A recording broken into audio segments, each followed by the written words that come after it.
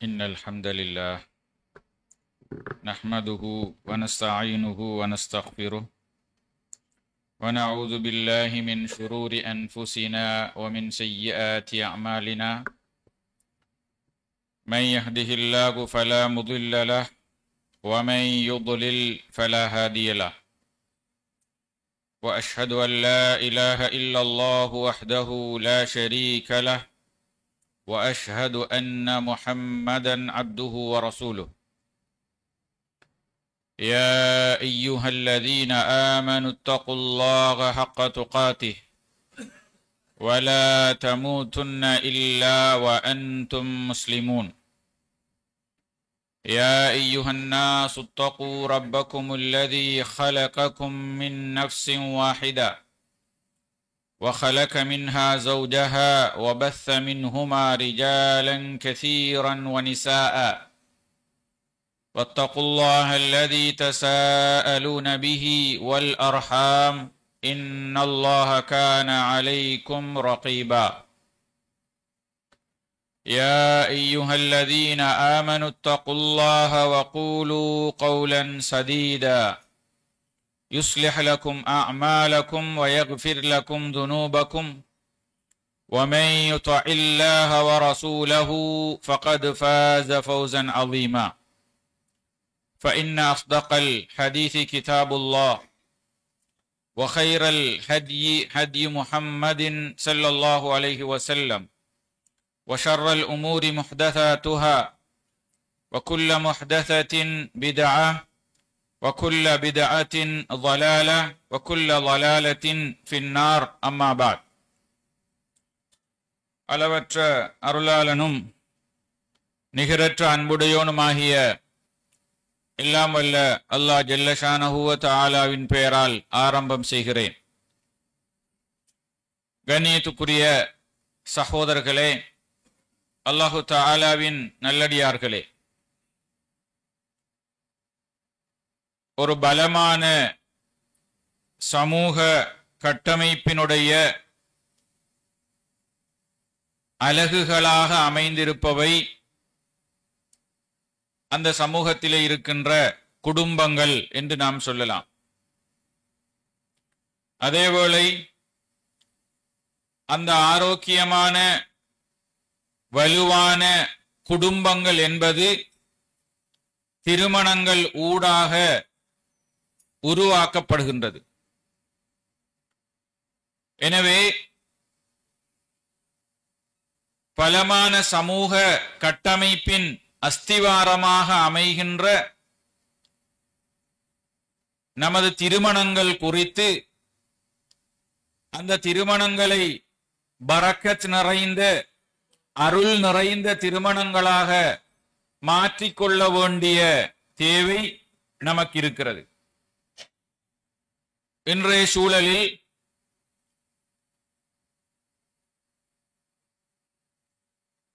ரமலானுக்கு பிற்பாடு அதிகமான திருமணங்கள் நடைபெற்றதை நாங்கள் அறிகிறோம். இனிவரும் நாட்களிலும் பல திருமணங்கள் நடைபெறுவதற்குரிய ஏற்பாடுகள் செய்யப்பட்டிருக்கின்றன. இந்த சூழலில் தான் நமது திருமணங்களை எப்படி நாம் பரக்கத் நிறைந்த திருமணங்களாக அமைத்துக் கொள்ள வேண்டும், அமைத்துக் கொள்வது என்பது குறித்த ஷரியாவின் சில பார்வைகளை இங்கே பரிமாறிக்கொள்ளலாம் என்று ஆசைப்படுகிறேன். கண்ணியத்துக்குரிய சகோதரர்களே, இஸ்லாத்தை பொறுத்தவரை திருமணத்திற்கு பின்னால் இருக்கின்ற இலக்குகளை, நோக்கங்களை நாம் 3 அடிப்படைகளோடு வகுத்து நோக்க முடியும். முதலாவது,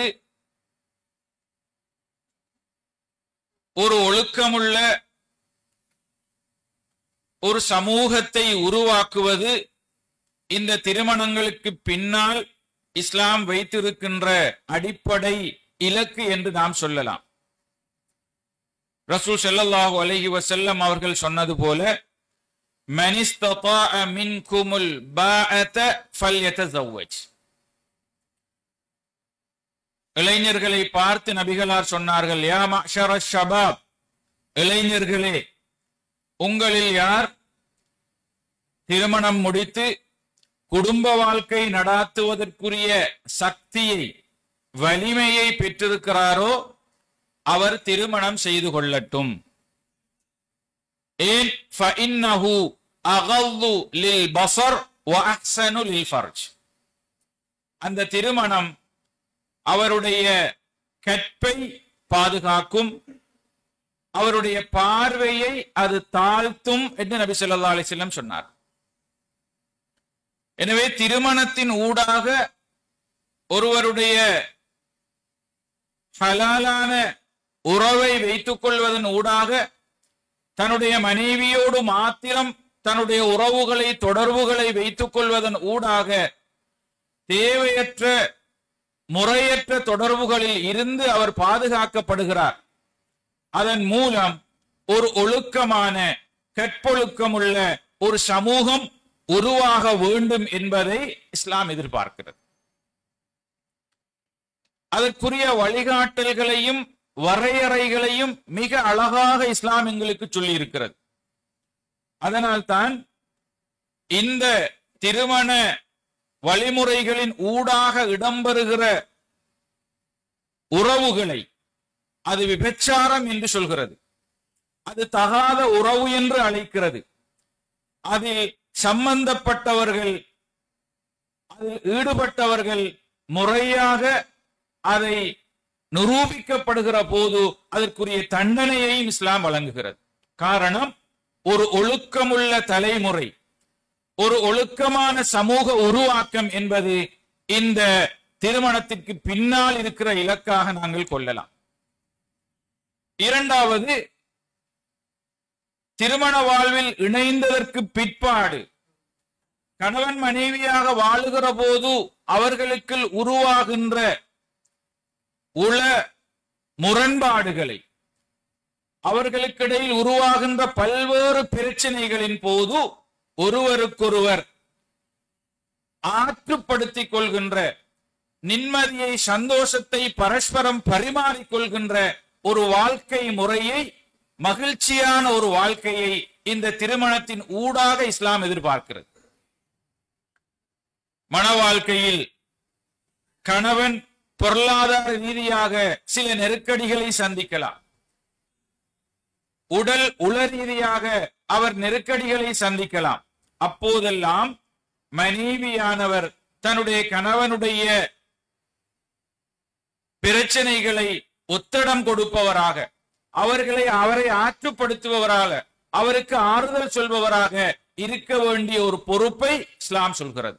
அதேவேளை மனைவியும் அப்படியான உள நெருக்கீடுகளுக்கு முகம் கொடுக்கிற போது கணவன் என்ற வகையில் முதலாவது தன்னுடைய மனைவியை ஆற்றுப்படுத்த வேண்டிய, ஆறுதல் அளிக்க வேண்டிய பொறுப்பையும் அவருக்கு சொல்கிறது. இதன் மூலமாக அவர்கள் நிம்மதியான, மனநிறைவான, சந்தோஷமான ஒரு வாழ்க்கையை இஸ்லாம் அடித்தளமாக இட்டுக் கொடுக்கிறது. அல் குர்ஆனிலே அல்லாஹ் சூரா ரூமிலே சொல்கிற போது, وَمِنْ آيَاتِهِ أَنْ خَلَقَ لَكُمْ مِنْ أَنْفُسِكُمْ أَزْوَاجًا لِتَسْكُنُوا إِلَيْهَا. அல்லாஹு தஆலா உங்களில் இருந்தே உங்களுக்குரிய மனைவியரை அல்லாஹ் படைத்திருக்கிறார். எதற்காக? லிதஸ்குனு இலைஹா, அவர்களிடம் நீங்கள் மன நிம்மதி அடைவதற்காக என்று குர்ஆன் சொல்கிறது. எனவே ஒருவருக்கொருவர் பரஸ்பரம் ஆறுதலை கொடுக்கிற போது, சந்தோஷத்தை கொடுக்கிற போது அந்த வாழ்வு மன நிறைவான, சந்தோஷமான, மகிழ்ச்சியான வாழ்வாக இருக்கும் என்பதை நாங்கள் விளங்கிக் கொள்ள முடியும். இன்றைய சூழலிலே பல குடும்பங்கள் தங்களுடைய குடும்ப முரண்பாடுகளை தீர்த்துக் கொள்வதற்கு உளவள துணையாளர்களை, கவுன்சிலர்களை நாடி செல்ல வேண்டிய நிலைமைக்கு தள்ளப்பட்டிருக்கிறது. அவர்களுடைய முரண்பாடுகளை முகாமைத்துவம் செய்ய முடியாமல் தடுமாறுகிற சூழலை பார்க்கிறோம். இது என்ன விளைவை கொடுத்திருக்கிறது என்றால், எந்த அளவு தூரம் திருமணங்கள் வேகமாக நடைபெறுகிறதோ அதை விடவும் வேகமாக விவாகரத்துக்கள் அதிகரித்துக் கொண்டு சொல்கிற சூழலை நாங்கள் பார்க்கிறோம். குறிப்பாக முஸ்லிம் பிரதேசங்களில் நடாத்தப்பட்டிருக்கின்ற ஆய்வுகளின்படி வருடாந்தம் நடைபெறுகின்ற திருமண விகிதாசாரத்தை விட விவாகரத்தினுடைய விகிதாசாரங்கள் அதிகரித்திருக்கிறது. இது ஒரு மிக கவலையான சுட்டியாக நாங்கள் எடுத்துக்கொள்ளலாம். எனவே திருமணம் என்பது ஓரிரண்டு நாட்களோடு அல்லது மாதங்களோடு முடிந்து போவை அல்ல. அது வாழ்க்கை முழுவதும் நீடிக்கின்ற ஒரு பலமான ஒப்பந்தம். அது இப்படி இடைநடுவில் விவாகரத்தாகி போவதனால் அந்த கணவனுக்கும் மனைவிக்கும் இடையில் மாத்திரம் பிரச்சனை அல்ல, அதுக்கு பின்னால் அந்த குடும்பங்களும் பிள்ளைகளும் ஒரு பெரும் நெருக்கடியை சந்திக்கிறார்கள்.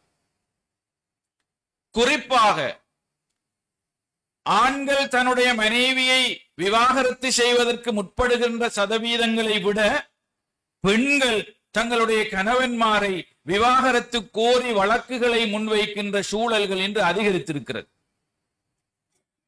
கணவன் போதைப் பொருளுக்கு அடிமையானதனால்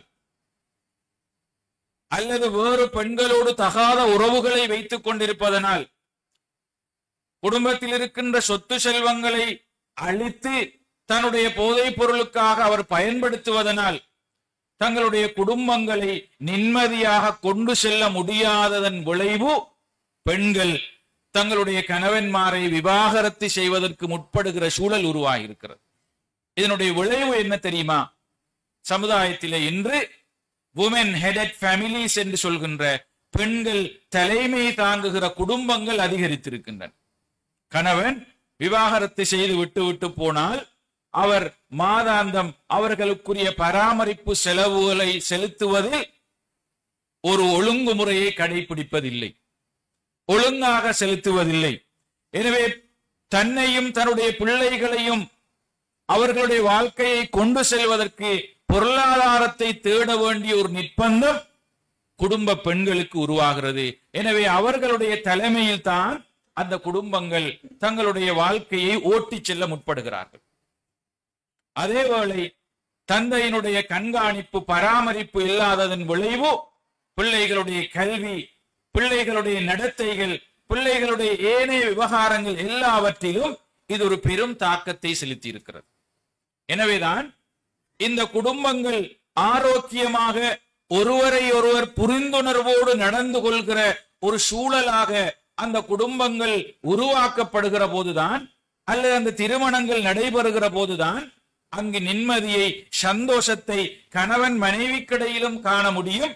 அங்குதான் அந்த பிள்ளைகளும் ஆரோக்கியமான பிள்ளைகளாக உருவாகிறார்கள். ரசூல் ஸல்லல்லாஹு அலைஹி வஸல்லம் அவர்களுடைய மனைவி கதீஜா ரலியல்லாஹு தஆலா அன்ஹா அவர்கள் ஒரு குடும்ப பெண் தன்னுடைய கணவனுடைய பிரச்சனைகளின் போது அல்லது கணவன் எதிர்கொள்கின்ற சிக்கல்களின் போது எப்படி ஒரு ஆற்றுப்படுத்துகிற ஒருவராக இருக்க வேண்டும் என்பதற்குரிய மிக தெளிவான முன்மாதிரியை காண்பித்தார்கள். நபி ஸல்லல்லாஹு அலைஹி வஸல்லம் அவர்களுக்கு முதலாக வஹி இறங்கிய போது ஜிப்ரீல் அலைஹிஸ்ஸலாம் அவர்களை கட்டி அணைத்து, அவர்கள் கட்டி அணைத்ததனால் ஏற்பட்ட அந்த நிலையை அவர்கள் தனக்கு ஏதோ ஒரு அபாயம் நிகழப்போகிறது என்று பயந்து தன்னுடைய மனைவியிடத்திலே ஓடி வருகிறார்கள்.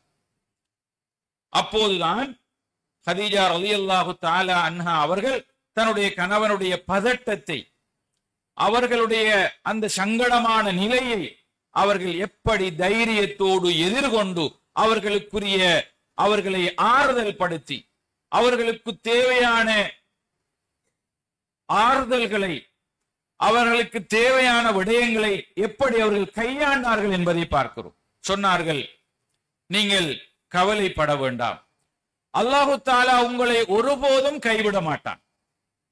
ஏன்?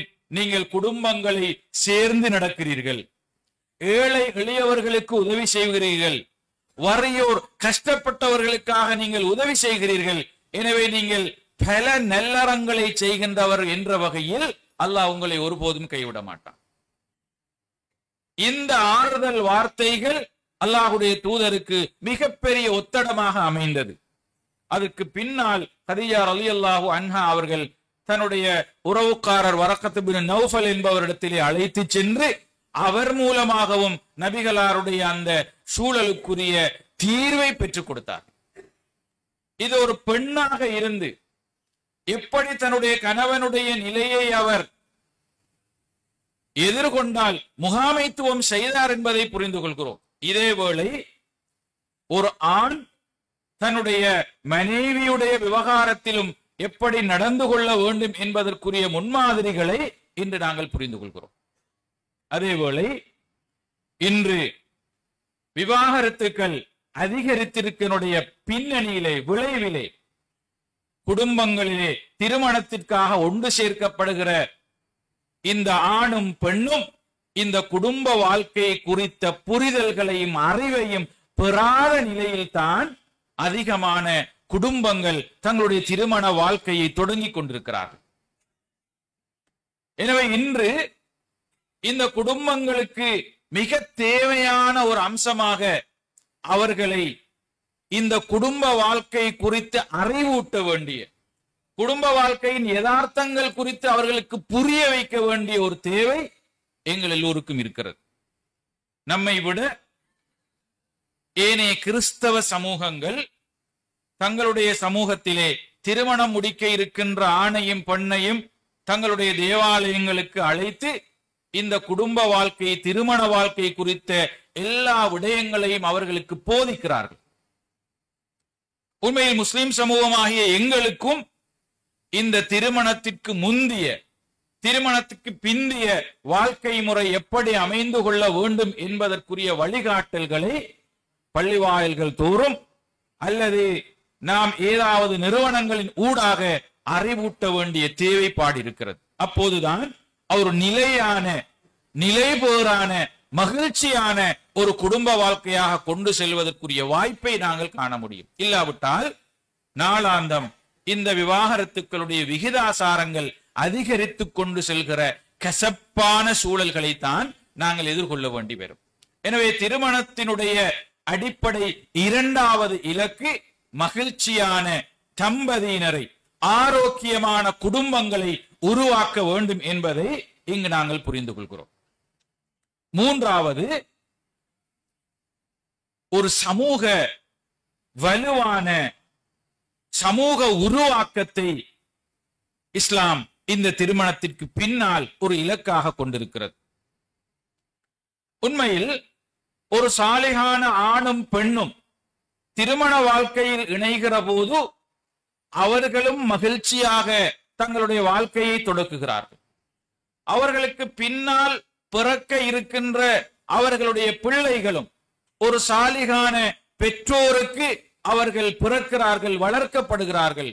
அந்த ஆரோக்கியமான பிள்ளைகள் தான் இந்த சமூகத்தினுடைய தலைவர்களாக, சமூகத்தை பிரதித்துவப்படுத்துவர்களாக, சமூகத்தினுடைய எல்லா விவகாரங்களையும் கவனிக்கிறவர்களாக மாறப்போகிறார்கள். எனவே அதற்குரிய அடிப்படையாக இந்த திருமணங்கள் தான் அமைந்திருக்கின்றன. எனவே இங்கு உருவாகின்ற அந்த சமூக கட்டமைப்பினுடைய அஸ்திவாரமாக இந்த திருமணம் அமைந்திருப்பதனால் தான், அடிப்படை கூறாக அது அமைந்திருப்பதன் விளைவாகத்தான் இஸ்லாம் அங்கே திருமணத்திலே இணைகின்ற ஆணையும் பெண்ணையும் சொல்கிற போது துன்கஹுல் மர்அத்து லிஅர்பஇன், 4 காரணங்களுக்காக ஒரு பெண்மணி திருமணம் செய்யப்படுகிறாள். லிமாலிஹா, அவளிடத்தில் இருக்கின்ற பொருளாதாரத்திற்காக, ஒலி ஜமாலிஹா, அவளுடைய அழகுக்காக, ஒலி ஹசபிஹா, அவளுடைய குடும்ப கௌரவத்திற்காக, ஒலி தீனிஹா, அவள் நல்ல மார்க்க பற்றுள்ள பெண் என்பதற்காக என்று இந்த 4 அடிப்படைகளுக்காகவும் சமுதாயத்தில் திருமணங்கள் நடைபெறுகின்றன. ஆனால்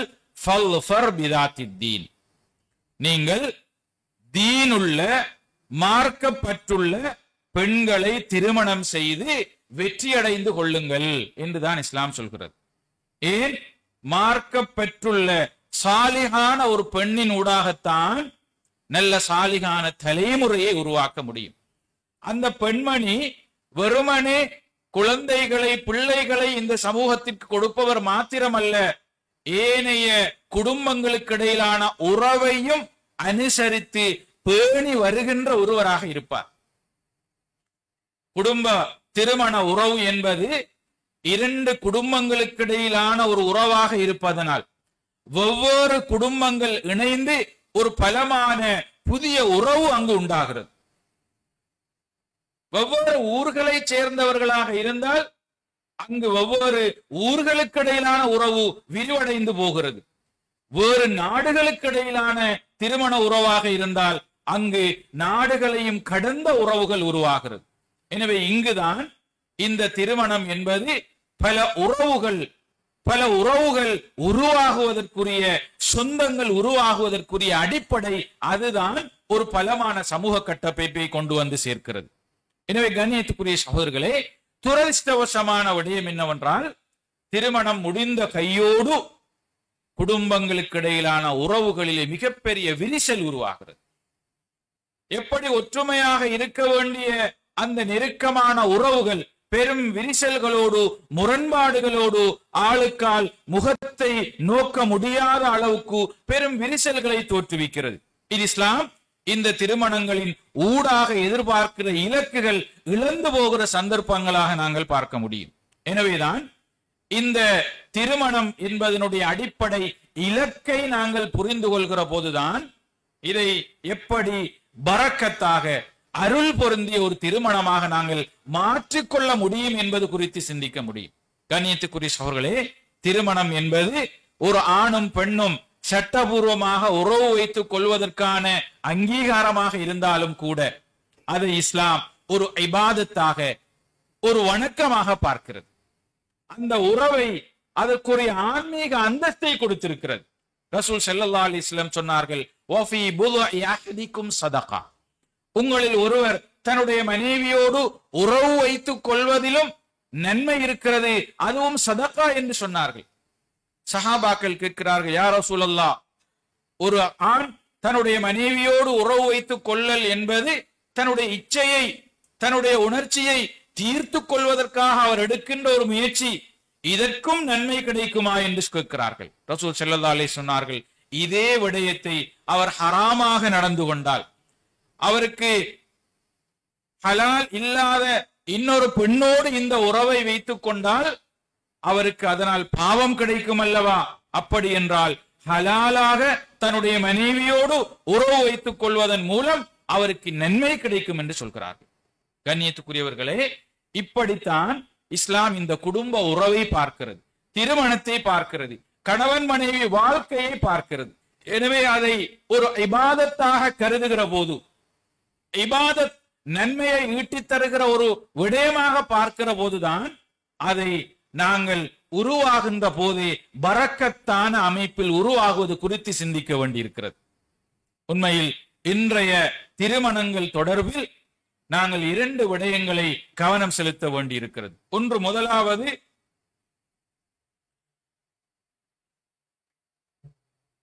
இன்றைய திருமணங்களிலே திருமண பேச்சுவார்த்தை தொடங்கியதில் இருந்து அந்த திருமணம் நடந்து முடிந்து அதற்கு பிற்பாடும் கூட அங்கு பின்பற்றப்படுகின்ற சடங்கு சம்பிரதாய கொடுக்கல் வாங்கல்கள் என்பது ஒரு பெரும் செலவையும் பெரும் பொறுப்புகளையும் இந்த குடும்பங்கள் மீது உருவாக்கி வைத்திருக்கிறது. ரசூல் ஸல்லல்லாஹு அலைஹி வஸல்லம் சொன்னார்களே, அஅலமுன் நிகாஹி பரக்கா, பரக்கத் நிறைவான திருமணம் என்பது ஐஸருஹு முஉனா, குறைந்த செலவோடு நடக்கின்ற திருமணங்கள் என்று சொன்னார். குறைந்த செலவுகளோடு நடைபெறுகின்ற திருமணங்கள் தான் பரக்கத் நிறைந்த திருமணங்களாக இருக்கிறது என்பது ஸல்லல்லாஹு அலைஹி வஸல்லம் அவர்களுடைய அடிப்படை. அப்படி என்றால் இன்று திருமண பேச்சுவார்த்தைகள் என்பது பெரும் செலவீனங்களோடு கூடி, அதிலும் குறிப்பாக பெண் தரப்பாரின் மீது பெரும் பொருளாதார சுமைகளை விதிக்கின்ற அளவுக்கு அது வியாபித்து சென்று கொண்டிருக்கிறது. உண்மையில் இஸ்லாமிய திருமண ஒழுங்கில், பரக்கத் நிறைந்த திருமணமாக இதை அமைத்துக் கொள்கிற ஒழுங்கில் இஸ்லாம் இப்படியான சம்பிரதாயங்களை, இப்படியான கொடுக்கல் வாங்கல்களை எந்த சந்தர்ப்பத்திலும் அறிமுகம் செய்யவும் இல்லை, அதை ஆர்வப்படுத்தவும் இல்லை. தமிழகத்தில் பொருளாதாரம் இருக்கிறது, அதற்குரிய வசதி வாய்ப்புகள் இருக்கிறது, தாங்கள் அதை கொடுக்கிறோம் என்பது ஒரு புறம் இருந்தாலும் கணிசமான பெரும்பாலான நடுத்தர குடும்பங்கள் இப்படியான இந்த கொடுக்கல் வாங்கல்களின் ஊடாக பெரும் சவால்களை எதிர்கொள்கின்றன. ஒவ்வொரு முறையும் அவர்களுக்கிடையில் நடக்கின்ற அந்த போக்குவரத்துகளால், அவர்களை வீடுகளை தரிசிக்க செல்வதனால் ஒரு பெரும் பொருளாதார சுமையும் அதோடு சேர்ந்து அவர்களுக்கு உருவாகிறது. பெருநாட்கள் வருகிற போது அல்லது நோன்பு வருகிற போது, ஏதாவது குடும்ப உறவினர் வெளிநாட்டிலிருந்து வருகிற போது அல்லது மணமகன் வெளிநாட்டுக்காக செல்கிற போது என்று எல்லா சந்தர்ப்பங்களிலும் அந்த தொடர்பாடல்கள் ஒரு பெரும் செலவோடு கூடிய அம்சமாகவே இருக்கிறது. கண்ணியத்துக்குரியவர்களே, இவை உண்மையில் தேவையற்ற தவிர்க்கப்பட வேண்டிய அம்சங்கள் என்பதை நாங்கள் புரிய வேண்டும். சில போது நாம் எப்படி சிரமப்பட்டு இந்த செலவீனங்களை சமாளிக்கிறோமோ இதே போன்றுதான் ஏனைய குடும்பங்களும் கஷ்டங்களை சிரமங்களை எதிர்கொள்கிறார்கள் என்பதை நாங்கள் உணர வேண்டிய பொறுப்பு இருக்கிறது. ஆனால் இதையும் தாண்டி முன்மாதிரியாக தங்களுடைய திருமண பேச்சுவார்த்தைகளை அமைத்துக் கொள்கிற குடும்பங்களும் சமூகத்தில் இல்லாமல் இல்லை. ஆரம்பத்திலே பேச்சுவார்த்தைகள் தொடங்குகிற போதே அவர்களுக்குள் உடன்பாடு ஏற்படுகிறது. எந்தவித கொடுக்கல் வாங்கல்களிலும் நாங்கள் ஈடுபடுவதில்லை. நீங்கள் எதையும் எங்களுடைய வீடுகளுக்கு கொண்டு வர வேண்டிய அவசியமும் கிடையாது, நாங்கள் கொண்டு வருவோம் என்று நீங்கள் எதிர்பார்க்கவும் கூடாது. இது தேவையற்ற விடயம் என்பதனால் நாம் அந்த மாற்றத்தை நமக்குள் இருந்து ஆரம்பிப்போம் என்கிற முன்மாதிரியை வழங்குகிற குடும்பங்களும் சமூகத்தில் இல்லாமல் இல்லை. உண்மையில் இங்குதான் மாப்பிள்ளை தரப்பாரின் மணமகன் தரப்பார்தான் ஒரு எழுதப்படாத ஒரு சக்தி வாய்ந்த குழுவாக இந்த திருமணம் சார்ந்த விடயங்களில் ஆதிக்கம் செலுத்துகிற ஒரு குழுவாக இருக்கிறார்கள். அது ஒரு எழுதப்படாத விதியாக இருந்து வருகிறது. அவர்கள் சொல்வதையெல்லாம் செய்ய வேண்டும் என்கிற அளவுக்கு, அவர்கள் சொல்வதற்கெல்லாம் நாம் தலையாட்ட வேண்டும் என்கிற அளவுக்கு அந்த நிலைமைகள் இன்று எல்லை மீறி செல்கின்றன.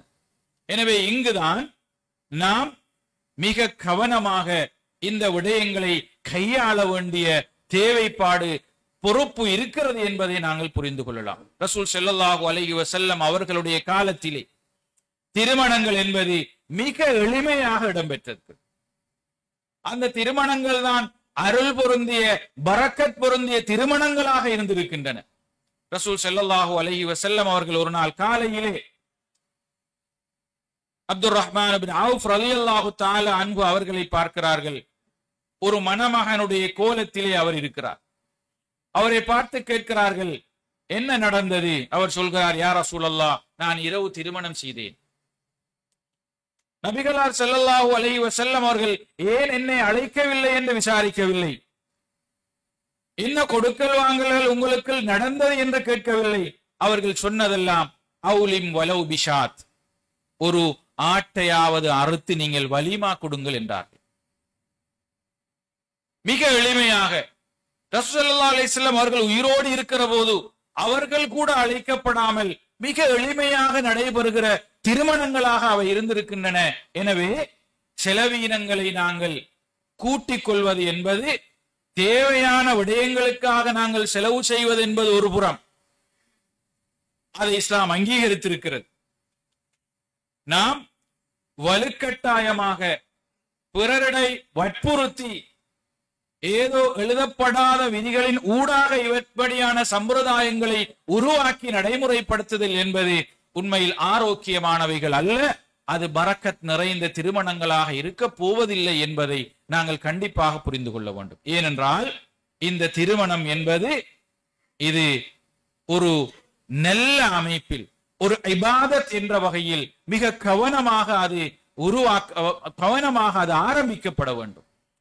அது நல்ல வடிவங்களோடு தொடங்கப்பட வேண்டும்.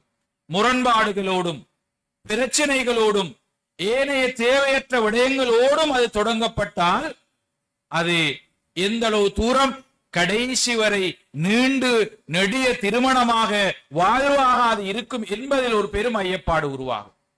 கண்ணியத்துக்குரிய சகோதரர்களே, இந்த விடயங்களில் இன்றிருக்கின்ற இளைஞர்கள் சிந்திக்க வேண்டும்.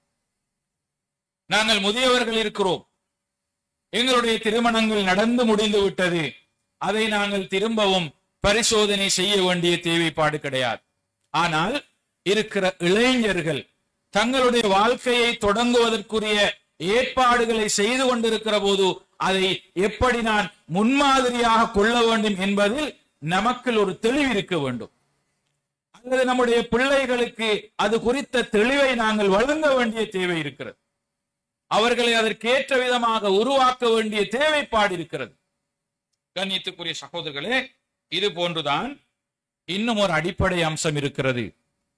குடும்பம் திருமணம் என்று வந்தால் அந்த மணமகனுக்கு இருக்கின்ற சில பொறுப்புகளும் கடமைகளும் இருக்கிறது. அந்த பொறுப்புகளும் கடமைகளும் என்ன என்பதையும் நாங்கள் தெளிவாக புரிந்து கொள்ள வேண்டும். வெறுமனே நாம் திருமணம் செய்து யாரோ ஒருவருடைய வீட்டிலே போய் நாங்கள் வாழ்ந்துவிட்டு என்னுடைய வாழ்க்கையை ஓட்டிச் செல்கிறோம், பிள்ளைகளை பெறுகிறோம், எங்களுடைய வாழ்க்கை நிம்மதியாக சென்று கொண்டிருக்கிறது என்பதற்கு அப்பால் இஸ்லாம் இந்த திருமணத்திற்கு பின்னால் ஒரு ஆணின் மீது தொடுத்திருக்கின்ற பொறுப்புகள் கடமைகள் என்ன என்பதை நாம் புரிய வேண்டும். 2 அடிப்படை கடமைகள் இருக்கின்றன. ஒன்று, ஒரு ஆண் தான் குடியிருப்பதற்குரிய வீட்டை தானே உருவாக்கி கொள்ள வேண்டும் என்பது இஸ்லாம் ஒரு மணமகனுக்கு, ஒரு கணவனுக்கு விதித்திருக்கின்ற மிக அடிப்படை அம்சம். குர்ஆன் சொல்கிறது, அஸ்கினு ஹுன்ன மின் ஹைது சகன்தும் மின் வுஜ்திக்கும். நீங்கள் உங்களுடைய வசதிக்கு ஏற்ப எங்கு குடியிருக்கின்றீர்களோ அங்கேயே அவர்களையும் நீங்கள் வசிக்க செய்யுங்கள் என்று சூரா தலாக்கிலே அல்லாஹ் சொல்கிறார். இந்த வசனம், ஒரு கணவன் தன்னுடைய மனைவியை விவாகரத்து செய்தால் அந்த விவாகரத்துக்காக அவர் இத்தா இருக்க வேண்டிய இடத்தை பற்றி பேசுகிற வசனம். இது திருமணம் முடிக்கிற போது தன்னுடைய வீட்டிலே தன்னுடைய மனைவியை கொண்டு வந்து அவர் வாழ வைக்க வேண்டும் என்பதை பற்றி பேசுகிற வசனம் அல்ல.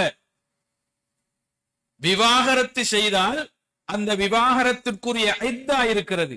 அந்த இத்தாவை தன்னுடைய பொறுப்பில் தன்னுடைய வசதிக்கு ஏற்ப தான் வாழுகிற இடத்தில் தான் அவருக்கு வசிக்க செய்ய வேண்டும் என்று விவாகரத்துக்குரிய இத்தாவின் போது நடந்து கொள்கிற ஒழுங்கை சொல்கிறது என்றால், இஸ்லாமிய அறிஞர்கள் சொல்கிறார்கள், இத்தாவின் போதே அவரை வெளியேற்றி விடாமல் தம்முடைய வீட்டிலேயே அவரை வசிக்க செய்ய வேண்டும் என்றால், ஒரு கணவன் தன்னுடைய குடும்ப வாழ்க்கையை தொடங்குகிற போது அவருக்குள்ள ஒரு பொறுப்பு, அவர் தனக்குரிய வீட்டை அவராக தயார்படுத்திக் கொள்ள வேண்டும் என்பது. உண்மையில் பெண் பிள்ளைகள் பிறக்கின்ற போது இன்று ஒரு பக்கம் சந்தோஷமாக இருந்தாலும் இன்னொரு பக்கம் பல பெற்றோருக்கு பெரும் கவலையை ஏற்படுத்துகிறது. எப்படி இந்த பிள்ளையை வளர்த்து அவருக்குரிய வீட்டை கட்டி ஒரு நல்லவர் மனிதருடைய கையிலே அவரை பொறுப்பு கொடுக்க வேண்டும் என்பதற்காக அவர்கள் தொடர்ந்தும் சதாவும் உழைக்க வேண்டிய ஒரு பெரும் பொறுப்பை சுமக்கிறார்கள்.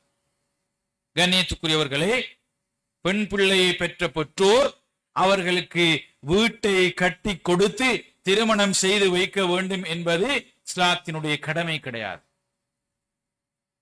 திருமணம் செய்கின்ற ஆண் அவர்தான் தனக்குரிய மனைவியை கொண்டு வந்து வாழ வைப்பதற்குரிய ஏற்பாட்டை ஏதோ ஒரு வகையில் செய்ய வேண்டியது அவருடைய பொறுப்பு. எனவே நாம் இளைஞர்களாகிய நாம் இது விடயத்தில் தெளிவு பெற வேண்டும். எங்களிடத்தில் ஒரு வெறும் விழிப்புணர்வு வர வேண்டும். எங்களுடைய வடகிழக்கு மாகாணங்களை பொறுத்தவரை இந்த நடைமுறை ஒரு ஊறிப்போன ஒரு நடைமுறையாக இருக்கிறது.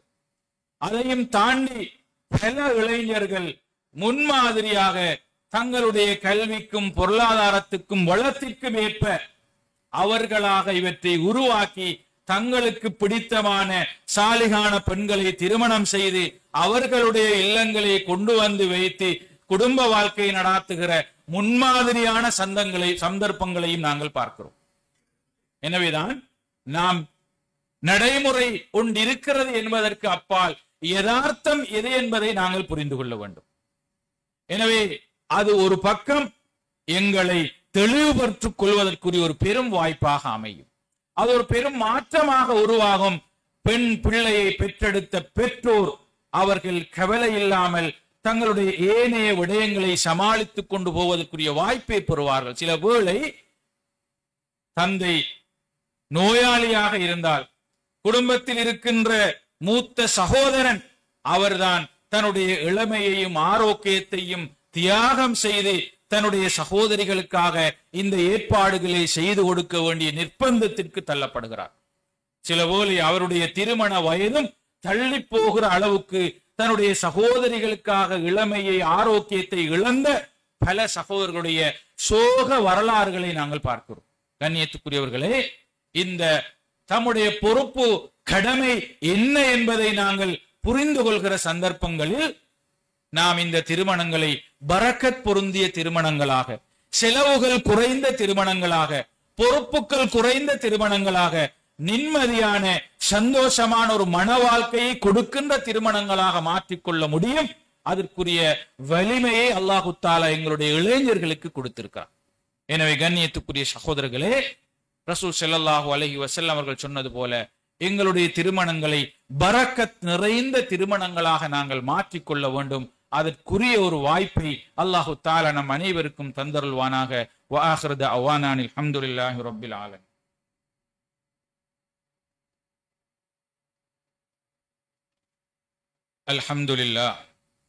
அல்ஹம்துலில்லாஹி வ கஃபா வஸ்ஸலாத்து வஸ்ஸலாமு அலா இபாதிஹி அல்லதீன இஸ்தஃபா அம்மா பாத். அன்புக்குரிய சகோதரர்களே, இளைஞர்களே, இங்குதான் எங்களுடைய திருமண நடைமுறைகள் மாத்திரமல்ல, இந்த நிறையவே நாங்கள் பிழையான அல்லது எங்களுடைய பொறுப்புகள் என்ன என்பதை புரிந்து கொள்ளாத முறையில் தான் எங்களுடைய நிறைய தொடர்பாடல்கள், கொடுக்கல் வாங்கல்கள், திருமண நடைமுறைகள் இருக்கின்றன. இந்த அம்சங்கள் பரவுவதற்கு, இந்த அம்சங்கள் சமூகத்தில் புரையோடி போவதற்கு காரணமான இன்னொரு அடிப்படை அம்சம் இருக்கிறது. எங்களுடைய சொத்துக்கள் சரியாக பங்கீடு செய்து கொடுக்கப்படுவதில்லை. தந்தை மரணித்தால் அந்த தந்தையினுடைய சொத்துக்கள் அவருடைய வாரிசுகளுக்கு எப்படி பங்கீடு செய்து கொடுக்கப்பட வேண்டும் என்ற வாரிசுரிமை சட்டம் எங்கள் அதிகமானவருக்கு தெரியாது. தெரிந்தாலும் அதை நாங்கள் சரியாக பின்பற்றுவதில்லை. பெரும்பாலும் நம்முடைய பிரதேசங்களில், நம்முடைய சமுதாயத்தில் உயிரோடு இருக்கிற போதே தந்தை தன்னுடைய சொத்துக்களை பிள்ளைகளுக்காக எழுதி கொடுத்து விடுகிறார்.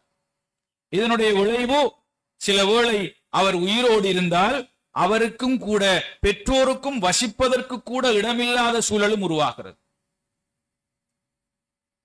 உண்மையில் மரணத்திற்கு முதல் நாம் எதையாவது பிள்ளைகளுக்கு கொடுப்பதாக இருந்தால் அதை சமமாக எல்லோருக்கும் கொடுக்க வேண்டும். அதுதான் இஸ்லாத்தினுடைய அடிப்படை.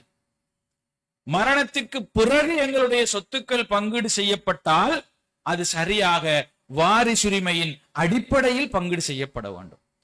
குர்ஆனிலே மிக துல்லியமாக சொல்லப்பட்ட சட்டங்களில் ஒன்று இந்த வாரிசுரிமை சட்டம். சூரா நிசாவினுடைய 11வது 12வது வசனங்களை படித்து பாருங்கள். எப்படி சொத்துக்கள் பங்கீடு செய்யப்பட வேண்டும் என்பதை மிக துல்லியமாக குர்ஆன் எங்களுக்கு சொல்கிறது. அதில் ஒன்றுதான் லிஸ்ஸகரி மிஸ்லு ஹல்லில் உன்சையைன். ஒரு 2 பெண்களுக்கு வழங்கப்படுகிற சொத்தை போன்றது ஒரு ஆணுக்கு கொடுக்கப்பட வேண்டும் என்பது குர்ஆனுடைய சட்டம். ஒரு தந்தை மரணிக்கிற போது 1.5 கோடி ரூபாய் சொத்துக்களை விட்டு செல்கிறார் என்றால் அவருக்கு 2, ஒரு பெண் பிள்ளையும் ஒரு ஆண் பிள்ளையும் இருக்கிறது என்றால் இந்த சொத்தில் 3/2 ஆண் பிள்ளைக்கு போய் சேர வேண்டும். ஆனால் உண்மையில் எங்களுடைய சொத்துக்களில் ஆண் பிள்ளைகள் என்போர் அப்படியே முழுமையாக புறக்கணிக்கப்படுகிறார். பெண் பிள்ளைகளுக்கே நாங்கள் முழுவதையும் கொடுக்கிறோம். இஸ்லாம் பெண்களுக்குரிய பொறுப்புகளும் கடமைகளும் குறைவு என்பதனால் தான் அவர்களுக்கு சொத்தையும் கூட குறைவாக கொடுக்க சொல்கிறது. எனவே ஒரு பெரும் சொத்தாக இருப்பவர்கள் ஆண்கள், அவர்களுக்குரிய சொத்துகள் சரியாக பங்கீடு செய்தால் நாம் இந்த சீதனம் போன்ற நடைமுறைகளில் இருந்து தவிர்ந்து கொள்வதற்கும், எங்களுடைய இளைஞர்கள் அவர்களுடைய வசதிக்கு ஏற்ப தங்களுடைய வாழ்க்கையை அமைத்துக் கொள்வதற்கும் ஒரு பெரும் சந்தர்ப்பம் கிடைக்கும். எனவேதான் அதுதான் பரக்கத் நிறைந்த திருமணமாக அமையும். கண்ணியத்துக்குரிய சகோதரர்களே, நாம் செலவீனங்களை கூட்டிக் கொள்வதால், எங்களுடைய ஆடம்பரங்களை கூட்டிக் கொள்வதால் அதில் நாங்கள் பரக்கத்தை எதிர்பார்க்க முடியாது. பரக்கத் என்பது இஸ்லாமிய வரையறைகளோடு, இஸ்லாம் சொல்கிற ஒழுங்குகளோடு எங்களுடைய திருமணங்களை நாங்கள் அமைத்துக் கொள்ள வேண்டும். நாங்கள் கடந்த காலங்களில் நடந்து முடிந்தவை குறித்து பேசிக் கொண்டிருப்பதை விட இப்போது இருக்கின்ற எங்களுடைய பிள்ளைகளுக்கு, எங்களுடைய இளைஞர்களுக்கு இது குறித்த விழிப்புணர்வை கொடுக்க வேண்டும். அவர்களிடத்தில் இந்த மாற்றத்திற்குரிய வழிகாட்டல்கள் சரியாக வழங்கப்பட வேண்டும். அப்போது இன்னும் 5 அல்லது 10 வருடங்களில் ஒரு பெரும் மாற்றத்தை நாங்கள் உருவாக்கி கொள்ள முடியும். கண்ணியத்துக்குரிய சகோதரர்களே, அது ஒவ்வொரு இளைஞனும் தன்னுடைய வாழ்வு குறித்து அவர் எடுக்கின்ற தெளிவான முடிவாக அமையும் சகோதரர்களே. எனவே கண்ணியத்துக்குரிய சகோதரர்களே, அல்லாஹு தஆலா இந்த விடயங்களை பேசுகிற போது, இந்த வாரிசுரிமை சட்டங்களை பேசுகிற போது வதில்க ஹுதூதுல்லாஹ், இது அல்லாஹ்வுடைய வரம்புகள் என்று சொல்கிறார். யார் அல்லாஹ்வுடைய வரம்புகளை மீறுகிறார்களோ அவர்களுக்கு நரகம்தான் கிடைக்கும் என்பதை அல்லாஹ் எச்சரிக்கை செய்கிறார். எனவே இந்த விடயங்களில் பெற்றோராகிய நாமும் கவனமாக இருக்க வேண்டும். பிள்ளைகளாகிய நாமும் இது தொடர்பில் விழிப்புணர்வோடு இருக்க வேண்டும். எனவே சமூகத்தில் இது தொடர்பான விழிப்புணர்வு ஏற்பட்டால் இந்த நடைமுறைகளை எங்களால் மாற்ற முடியும். எனவே கண்ணியத்துக்குரிய சகோதரர்களே, அல்லாஹு தஆலா எங்களுடைய திருமணங்களை எப்படி நிம்மதியான சந்தோஷமான வாழ்க்கையாக மாற்றி இருக்கிறானோ அது போன்று எங்களுடைய அடுத்த தலைமுறையினருக்கும் அந்த வாய்ப்பையும் சந்தர்ப்பத்தையும் அல்லாஹு தஆலா வழங்க வேண்டும். அல்லாஹு தஆலா நம் அனைவரையும் தௌஃபீக் செய்தருள்வானாக. வ ஆகிர் தஅவானா அல்ஹம்துலில்லாஹி ரப்பில் ஆலமீன்.